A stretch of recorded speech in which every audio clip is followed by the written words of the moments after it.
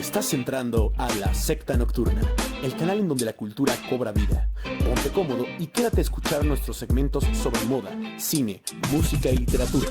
¿Cansado de aburridos y largos podcasts de cultura? La Secta Nocturna es la solución a todos tus problemas de entretenimiento. Y recuerda, sin cultura, la vida no tiene textura.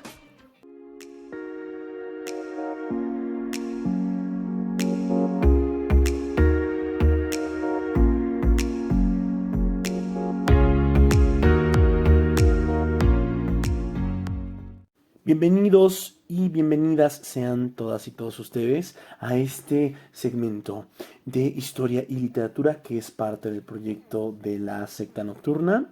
El día de hoy estaremos hablando de El viejo y el mar de Ernest Hemingway, toda una pieza, toda una obra importantísima, clásica del ámbito de la literatura, por supuesto. Y bueno, con la compañía estelar de un grande de los libros, el querido Mede. Mede, ¿cómo te encuentras? Muy bien, gracias por invitarme a este proyecto. Se ve que va a estar bastante bueno y pues sí, aquí estamos hablando efectivamente de este gran clásico, El viejo y el mar. Perfectísimo. Oye, eh, a mí me viene a la mente con el nombre de Ernest Hemingway, eh, por supuesto el premio Pulitzer y el Nobel de Literatura. Platícame un poco cómo está todo esto. ¿Quién era Hemingway? ¿Qué pasó con la vida de este autor? Pues bueno, Hemingway, lo que muchos consideran como, pues sí, el mejor escritor o en inglés, uno de los mejores, una verdadera leyenda y con una obra tan apasionante como su vida, ¿no? Que es de analizar de igual manera y que da mucho a la reflexión y que nos deja ver qué tipo de persona era. Él era corresponsal de guerra, imagínate, ¿no? Ok, ajá. Y aparte de ser corresponsal de guerra, para llegar y hacer toda esta labor periodística, tenía que él conducir las ambulancias de la Primera Guerra Mundial. Entonces, ya ahí te da más o menos una idea de cómo él era y qué cosas había vivido en su época y en una vida grande, larga y con un final y un cierre que da mucho a la interpretación y a la reflexión, ¿no? Eh, un escritor ganador no solo del Pulitzer, sino del Nobel, por esta misma obra, El viejo y el mar, que al final es una especie de resumen de como opus magnum final de cierre de su carrera, ¿no? Como una especie sí, digamos un cierre de todas las cosas que vivió. En él se relata eh, una parte de su vida que era muy importante en la cacería en África, porque él vivió en África, él vivió en Cuba, él fue periodista de guerra en bastantes conflictos, estuvo en la Primera, estuvo en la Segunda Guerra Mundial, viajó por toda Europa, estuvo mucho tiempo en España y en Francia, creó y marcó un comienzo y el cierre de una generación de escritores, y todo esto se ve reflejado y condensado en un libro de no más de 120 páginas, que dependiendo de la edición, que a mi parecer es un libro perfecto, un libro circular, un libro que no le sobra, no le falta una coma, una letra, una palabra, y que es precioso porque lo puedes seguir leyendo en tu propia cabeza después de haberlo leído. Precisamente, y un poco en la línea de la vida de Ernest Hemingway, bueno, ¿qué decir sobre su final, ¿no? Sobre el suicidio de Ernest Hemingway? Y por supuesto, de este premio Pulitzer de 1953, Gracias al viejo y el mar, publicado en 1952, y un premio Nobel que es obtenido en 1954. 3 años consecutivos fructíferos para la carrera de Hemingway. Y este tema de las guerras es interesante. También estuvo en la Guerra Civil Española, si no mal recuerdo.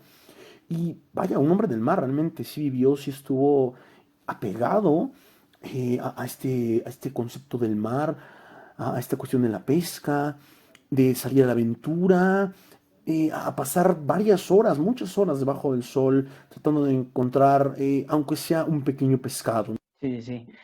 Fíjate que es extraño que hay una extraña relación muy palpable y muy romántica entre el mar o la mar y los escritores, ¿no?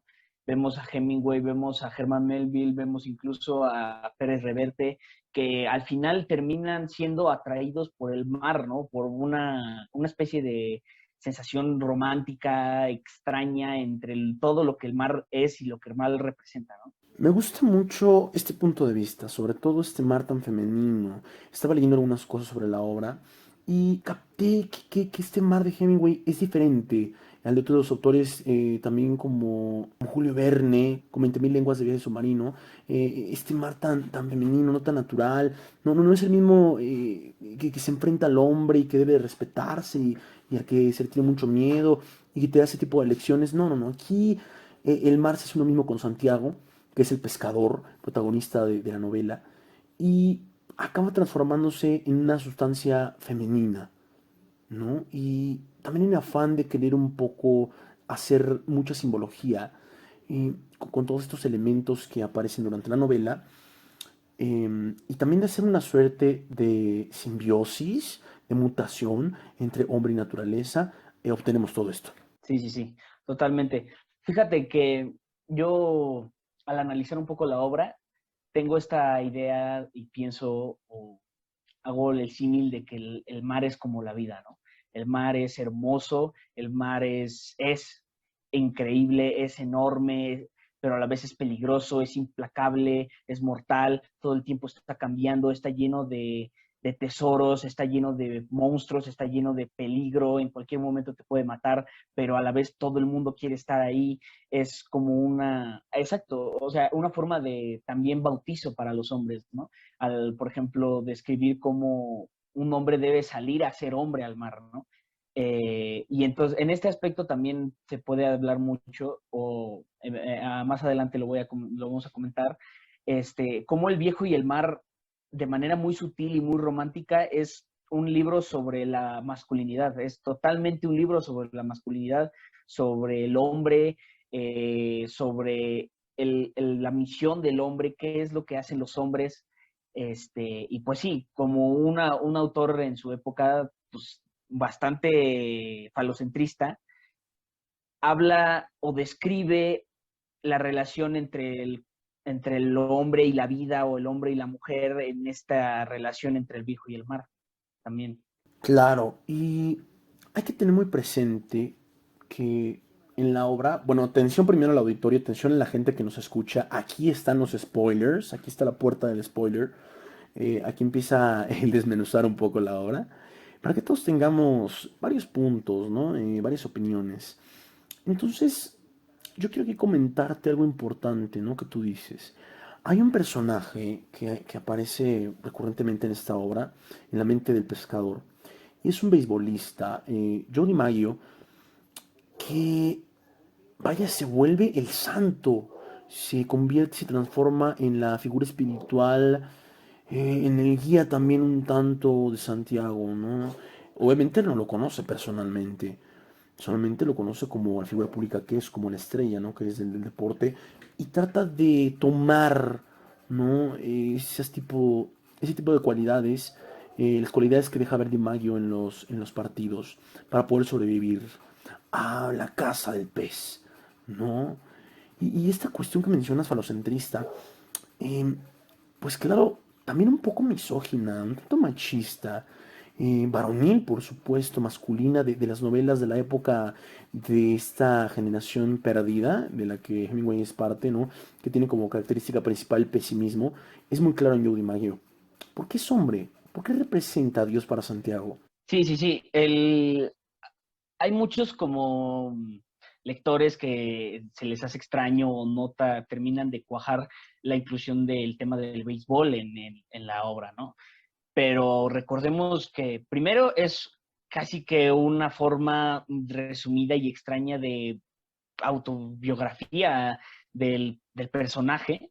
Y entonces el tema del béisbol, que él era apasionado, así empedernido, un fanático a morir del béisbol, habla sobre la cacería en África, sobre los safaris y sobre obviamente su tiempo en Cuba, ¿no? Y entonces aquí es donde hacemos esta como símil.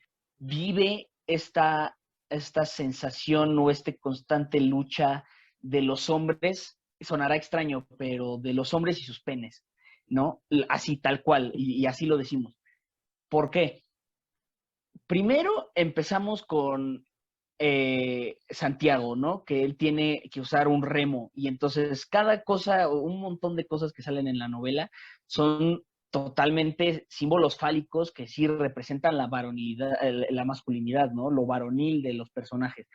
Eh, Qué mejor que encontrar un pez espada, un pez con lo más fálico posible representado al aire, ¿no? Un pez espada con que describe que mide alrededor de 5,5 metros el pez y que los últimos como un metro es la espada, ¿no? Que tiene el pez. Es obviamente una lucha varonil y cómo va a él terminar matando al pez con una lanza, con otra representación de la masculinidad. ¿Por qué Hemingway tenía tanto amor por la cacería? Porque al final llevas un rifle y ese rifle es otra forma de representación del palo. ¿Por qué Hemingway termina suicidándose con una escopeta? Pues al final es una forma de redención propia de cómo vivió su vida y cómo la va a terminar, de la misma forma, con un falo, con la masculinidad, ¿no? Tener la fuerza de matarse a sí mismo con su fiel compañero, que es este caso, pues sí, su falo, su bastón de mando, su masculinidad. Y es bien interesante todo esto que nos estás contando, esta perspectiva que nos das, porque yo creo que hace mucha falta en la literatura que la gente se ponga a analizar este tipo de vertientes, de cosas que salen en el momento de hacer lecturas subsecuentes. Claro, no en la primera o en la segunda, pero sí en una tercera o cuarta lectura en la que salen este tipo de ideas.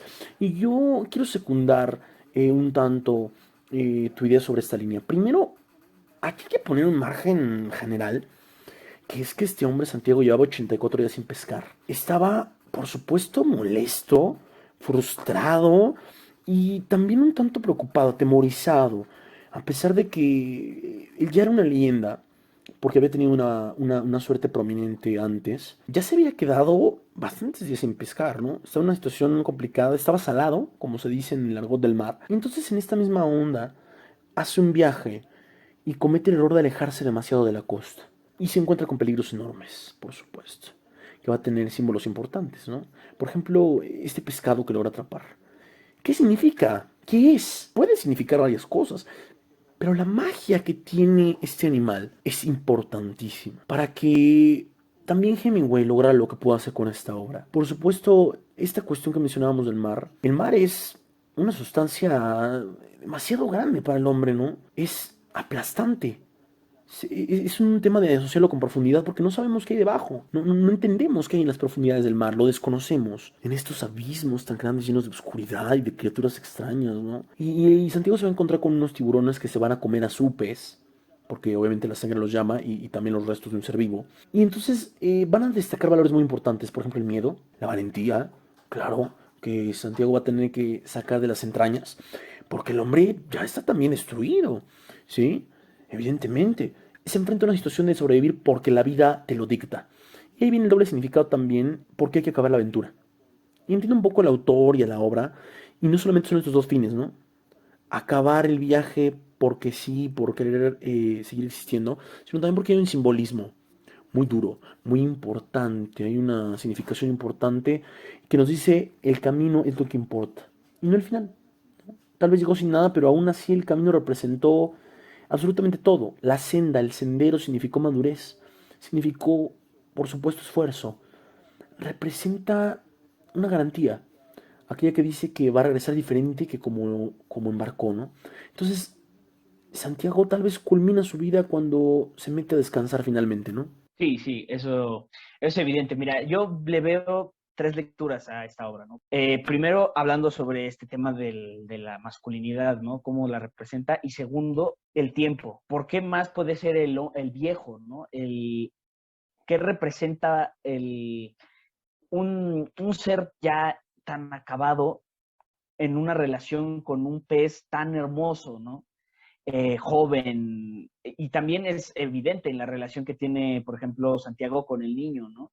Al final el niño es él de joven, ¿no? Y es él dándose cuenta de que ya no es lo que antes solía ser. Y pues sí, evidentemente al final de la obra se deja muy en claro que Santiago muere, ¿no? Ahora, algo que me llama muchísimo la atención y que me encanta de la obra es cuando él sale a pescar, Primero es como ir a la vida, ¿no? Es una representación de salir a vivir, de salir a buscar, de salir a triunfar, de salir a intentarlo. Y entonces todos los libros y todas las películas y todos los que nos hablan nos dicen que mientras más lo intentemos, más lo vamos a lograr. Y si seguimos intentando y si seguimos intentando, al final lo vamos a lograr. Pero Hemingway nos dice, pues no, al final no siempre es así. La vida no es así, la vida no es intentarlo hasta encontrarlo. No, al final lo vas a encontrar y se te va a escapar, al final nunca lo vas a encontrar, al final lo vas a perder todo, puede que también pase eso y esa es la magia de vivir, ¿no? Es la magia, porque si fuera tan fácil el pensar, ¿sabes qué? Absolutamente si tú lo quieres lo vas a lograr. No, claro que no, eso no pasa. Y por eso es tan importante la obra, porque es la vida, ¿no? La vida es como el océano, nunca sabes qué se va a encontrar. Y en este caso, cuando él logra atrapar al pez, primero me encanta esta relación que tiene con el pez, una relación que al principio no lo puede ver, al principio él solo siente una cuerda que se estira, es solo una cuerda larga que se estira hacia algo que está en el fondo del mar, o no tan en el fondo, pero no lo puede alcanzar a ver. Y aún así, él al sentir la fuerza del pez, sin haberlo visto antes, dice, va, se acabó, voy a dar mi vida por él. Y entonces se hace una relación entre, si yo voy a dar mi vida por el pez, entonces yo soy el pez, porque yo estoy dando todo por él. Y entonces él habla mucho sobre la nobleza del pez. A lo mejor y los humanos somos más inteligentes, pero los peces son más nobles, los peces son más habilidosos, los peces son, son o al menos este pez es la culminación de la vida y del éxito. Entonces, uno no sabe si al final del camino va a conseguir lo que uno quiere. Uno no sabe si lo que está buscando en realidad es lo que uno se imagina. Él jamás había visto el pez, pero siente la fuerza del pez y eso ya es suficiente para jalar y para que lo lleve a mar adentro y obviamente pues que en el proceso se le vaya cortando la circulación, que le vayan saliendo llagas, que describe que el anciano ya tiene cáncer de piel por haber estado tanto tiempo en el sol, y al final la soledad que a uno lo puede llevar esta búsqueda infinita del éxito, de la vida, de la felicidad. Y ya para cerrar este punto, veo esta similitud muy interesante que al final lo podemos aplicar todos en nuestra vida. Si uno es infeliz, se idealiza algo. ¿Sabes qué? Imagínate, el Santiago, yo soy infeliz porque no tengo al pez, pero cuando tenga el pez voy a ser feliz. Entonces el pez es la felicidad, entonces el pez es la causa de mi felicidad. Pues no, al final el pez es un pez, el que es infeliz es uno, el que es feliz es uno mismo, pero esa búsqueda constante de la felicidad en algo que no es uno mismo es lo que caracteriza la vida, al menos desde el punto de vista de Hemingway. Es esa relación entre voy a darlo todo por lo que quiero, aunque no sea lo que quiero, aunque me cueste la vida lo que quiero, pero lo voy a dar o morir en el intento, como al final le ocurrió a Santiago, ¿no? Increíble todo esto que nos cuentas, querido Mede. Y me fascina cómo concluyes esto, porque yo creo que Santiago sí es el perfecto héroe desvalijado, desvalido, ¿no? Que se ha dejado perder también, que se ha quedado sin suerte, que se ha quedado sin absolutamente nada, está solo, es viejo, pero aún así va y se lanza a la aventura para ver qué le depara el destino, ¿no? Para, para checar con qué se puede encontrar, ¿no? Y es lo que decías, estos 5 días en el mar y estos 3 días de pelea contra el pez representan a la vida misma, representan a las dificultades que la vida nos presenta, ¿no? Y entonces, todo esto es vital porque este libro se convierte en una carta hacia querer seguir viviendo, hacia aferrarse a la vida. Es un manifiesto al amor a la vida, y no solamente al amor rosa, por supuesto, y al optimismo, y todo va a estar bien. No, sino al amor crudo, cruento, real, a ese amor cruel, tan cruel como los tiburones que atacan al pez, ¿no? Pero manteniendo esta actitud noble como el pez, ¿no? Exactamente como el animal, eh, como ese pez hermano. Y quiero rescatar una frase bien importante del libro, que es que un hombre puede ser destruido, pero no derrotado. Y esa es la frase de todo el libro. Es la Biblia de la vida para Hemingway, al menos. Es el tipo de literatura que realmente se necesita. Es el tipo de literatura que es imperativa y que sí debería enseñarse en las escuelas. Y además, profundamente. Porque tiene un verdadero mensaje de vida y porque está magistralmente escrita. No me dejarás mentir, los detalles son increíbles. Cómo se nota que el escritor vivió en el mar, que el escritor estuvo horas en un barco, ¿no? Y que estuvo conviviendo con gente que pescaba. Y además conocía el pescado, el producto, lo había olido, lo había tocado, lo había sentido. Y no solo de una manera somera, ¿no? Profundamente.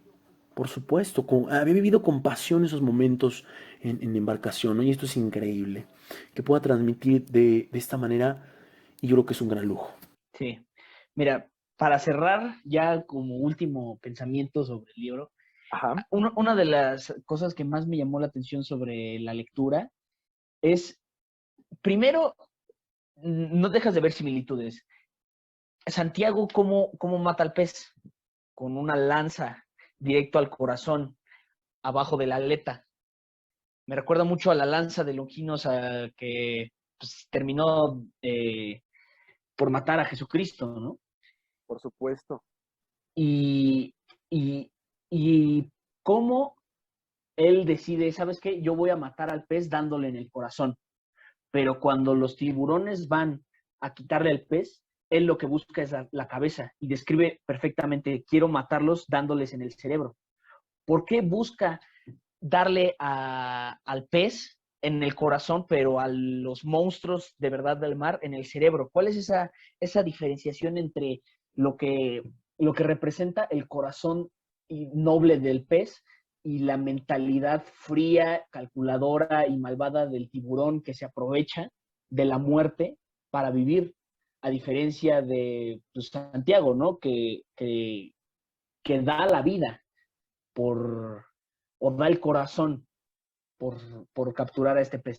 Evidentemente es la muerte de los justos, lo que nos mencionas. Este tema de querer, claro, matar al oponente, pero matarlo de la manera más honorable, respetuosa y evidentemente justa, de la manera más equitativa. Entonces también esta cuestión bíblica es bien importante en este contexto de un hombre que ya lo está dando todo, que ya vertió el espíritu y el corazón en esta casa incansable, ¿no? Inacabable. Exacto, al final Santiago y el pez se amaban, ¿no? O al menos Santiago amaba el pez porque el pez ya era su vida. Por supuesto, y es ese pez fraterno, un amor muy extraño que se desarrolla mientras hay una pelea en curso y hay un momento de simbiosis. Y claro, también hay sueños, ¿no? En este libro, muy extraños con unos leones que significan juventud. Así como el ayudante de Santiago también, estos representan todo el vigor, toda la lozanía que acompaña la etapa juvenil, ¿no? La valentía que Santiago tuvo cuando era joven. Sí, al final también representan un poco como la libertad, ¿no? Como los leones en su tierra, en la sabana, en África, siendo libres, siendo soberanos, y al final también es como este paraíso propio, muy personal del autor, porque él donde dice que fue feliz fue ahí, ¿no? Junto con los leones. Evidentemente. Y ahí viene también la referencia hacia la vida de Hemingway, lo que nos comentabas y nos platicabas al principio, detalladamente sobre su biografía, sobre la vida de viajes, sobre las intensas experiencias y emociones, ¿no? Por las que pasó.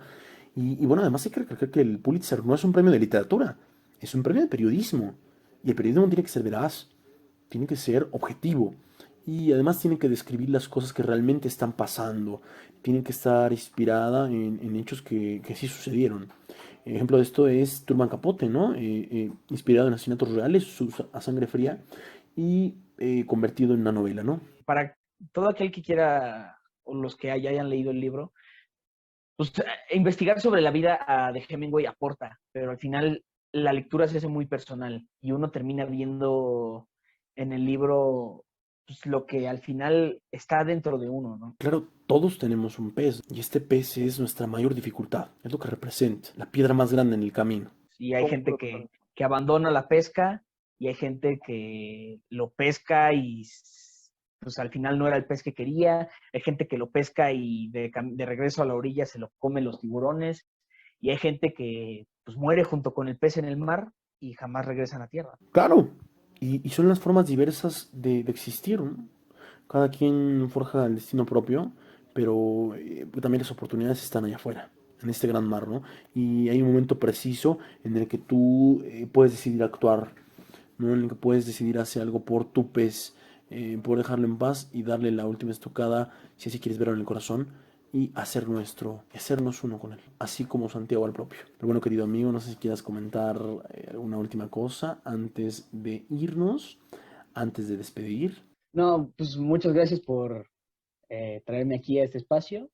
Esperemos en un futuro hablar sobre otras obras y dar nuestros comentarios sobre estas, pues sí, estas obras de la literatura y también recomendarlas para que más gente pueda dar sus propias conclusiones. Bueno, queridos y queridas amigas y amigos, esto ha sido todo por el día de hoy. Espero hayan disfrutado muchísimo de este episodio. Fue un honor verdaderamente haber estado con el querido Mede. Recuerden que nos vemos muy pronto, que son personas increíblemente valiosas y que estás escuchando y también viendo La Secta Nocturna.